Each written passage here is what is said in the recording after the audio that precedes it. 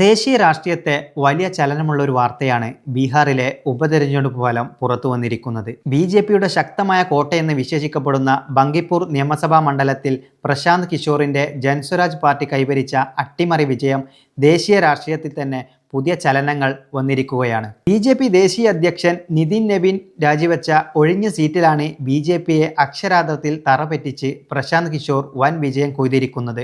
3 പതിറ്റാണ്ടുകളായി ബി.ജെ.പി കുത്തകയായി വെച്ചിരുന്ന സീറ്റിലാണ് ഈ വമ്പൻ പ്രഹരം. 2025 51,000 വോട്ടുകളുടെ കൂറ്റൻ ഭൂരിപക്ഷത്തിൽ നിതിൻ നവീൻ വിജയിച്ച ബങ്കിപ്പൂർ സീറ്റിലാണ് ഈ അട്ടിമറി.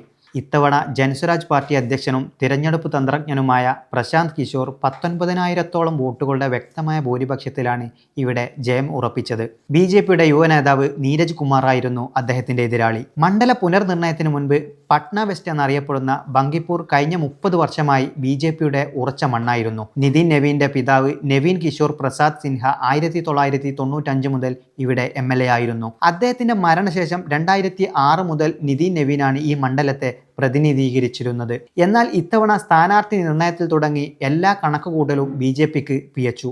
ബീഹാറിൽ ബി.ജെ.പിക്ക് സ്വന്തം മുഖ്യമന്ത്രി ആയതിന് തൊട്ടു പിന്നാലെ ബി.ജെ.പിക്ക് നേരിടേണ്ടി വന്ന ഈ പ്രഹരം പാർട്ടിയെ നേതൃത്വത്തെ തന്നെ പൂർണ്ണമായും ഞെട്ടിച്ചിരിക്കുകയാണ്. JDU നേതാവ് നിതീഷ് കുമാർ മുഖ്യമന്ത്രി സ്ഥാനത്തു നിന്ന് മാറ്റി രാജ്യസഭയിലേക്ക് എത്തിച്ചാണ് ബി.ജെ.പി ബീഹാറിൽ ആദ്യ മുഖ്യമന്ത്രിയെ പ്രതീക്ഷിച്ചത്.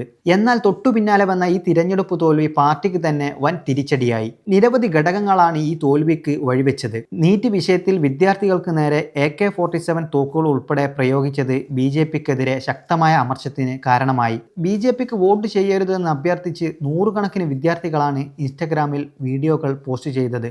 ബങ്കിപ്പൂരിൽ ആദ്യം യുവമോർച്ച നേതാവ് അഭിഷേക് കുമാർ നാമനിർദ്ദേശ പത്രിക സമർപ്പിച്ചെങ്കിലും ബി.ജെ.പി അവസാന നിമിഷം ഭയം കാരണം നീരജ് കുമാറിനെ സ്ഥാനാർത്ഥിയാക്കി. മറ്റൊന്നാണ് ഉയർന്ന ജാതി വോട്ടുകളുടെ വിള്ളൽ. അതായത് ബി.ജെ.പിയോട് പരമ്പരാഗതമായി കൂറുപുലർത്തിയിരുന്ന ഉയർന്ന ജാതി വിഭാഗങ്ങൾ ഇക്കുറി ബി.ജെ.പിയെ തുണച്ചില്ല. ബീഹാറിനു പുറമെ ഗുജറാത്തിലും മധ്യപ്രദേശിലും ഉപതെരഞ്ഞെടുപ്പുകൾ നടന്നിരുന്നു.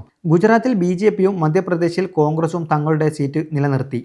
എന്നാൽ ഈ ഉപതിരഞ്ഞെടുപ്പിലെ ഏറ്റവും വലിയ ശ്രദ്ധാകേന്ദ്രം പ്രശാന്ത് കിഷോർ തന്നെയാണ്.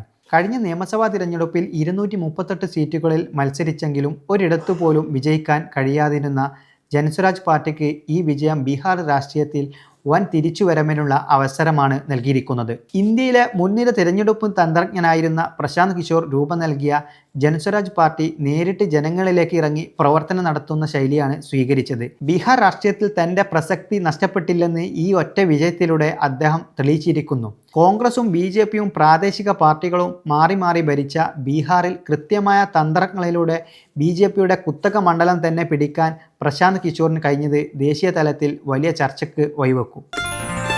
Way2Nikah.com, the exclusive Muslim matrimonial site.